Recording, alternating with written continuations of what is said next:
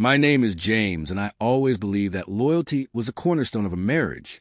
When I married Olivia 10 years ago, I thought we built something unshakable, a partnership rooted in trust, love, and mutual respect. At least, that's what I thought. Looking back now, I realize how naive I was. Olivia's betrayal wasn't subtle. It wasn't a quiet, furtive kind of affair where guilt keeps everything hidden in the shadows. No, she flaunted it in my face. At first, I thought I was imagining things, the lingering touches she gave to her colleague Ethan at parties, the way she laughed a little too hard at his jokes, and how her phone seemed permanently glued to her hand, her lips curling into secretive smiles as she tapped away. But the truth hit me like a freight train one evening at a dinner party we hosted for her office. Olivia couldn't keep her hands off Ethan. She leaned into him, whispering things I wasn't privy to, the way her eyes sparkled when she looked at him, a sparkle that had been absent when she looked at me for years, left no room for doubt. Ethan looked smug, as though he enjoyed knowing I saw everything. I'm not a confrontational man by nature. I've always believed in dignity and restraint. But that night, I sat quietly at the head of the table, my knuckles whitening as I gripped my glass. Every whispered comment, every stolen glance, every brush of her hand against his arm ignited a fire in me that I didn't know existed. They thought they were untouchable. They thought I would never fight back. They were wrong. I decided then and there that I wouldn't confront her in the heat of the moment. I wouldn't beg, cry, or make a scene. No, if Olivia wanted to humiliate me in my own home, I'd make sure she paid for it in a way she'd never forget. I planned to turn her carefully curated world upside down with one bold move. The first thing I did was hire a private investigator. It took only a week to confirm what I already knew.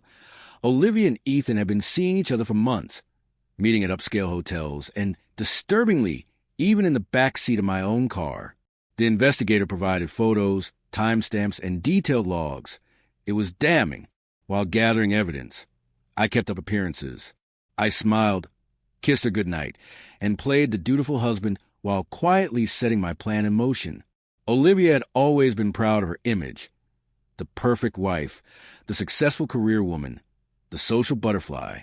Her reputation was her Achilles heel, and I intended to exploit it. I started by visiting a lawyer, not just any lawyer, but the best divorce attorney in town. He was notorious for his cutthroat tactics and an uncanny ability to leave opposing parties in shambles. We crafted a strategy that would leave Olivia's reputation and her bank account in tatters. Next, I made an appointment with our financial advisor. Unbeknownst to Olivia, I had been the primary earner throughout our marriage, and almost all of our assets were in my name. With my advisor's help, I moved liquid assets into accounts she couldn't touch and secured our joint investments in my favor. By the time she realized what was happening, it would be too late. Finally, I planned the piece de resistance, a public unveiling of her betrayal. I didn't just want revenge. I wanted everyone to know the truth. Olivia loved hosting grand events. Our 10-year wedding anniversary was coming up, and she insisted on throwing an extravagant party to celebrate. The irony wasn't lost on me. She was throwing a party to honor a marriage she'd already destroyed. I played along, feigning enthusiasm as she planned the guest list, chose the decor, and fussed over the menu. I even suggested inviting Ethan, knowing she'd jump at the chance to have him there. The night of the party arrived, and our home was filled with friends, family, and Olivia's colleagues. She was radiant, wearing a sleek black dress that hugged her figure. She floated around the room, basking in the compliments and attention. Ethan was there too, his smug grin firmly in place as he chatted with a group of coworkers. I waited until the party was in full swing before making my move.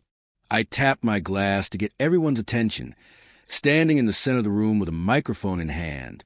Thank you all for coming tonight to celebrate our 10-year anniversary. I began. It means the world to me to have all of you here as we mark this milestone. Olivia beamed at me from across the room, clearly enjoying the spotlight. I took a deep breath and continued. Marriage is built on trust, love, and fidelity, I said, letting the words hang in the air. But sometimes people forget what those words mean. Sometimes they think they can have their cake and eat it too. A murmur rippled through the crowd. Olivia's smile faltered and her eyes darted nervously around the room. Over the past few months, I said, I've had the unfortunate task of learning just how fragile trust can be.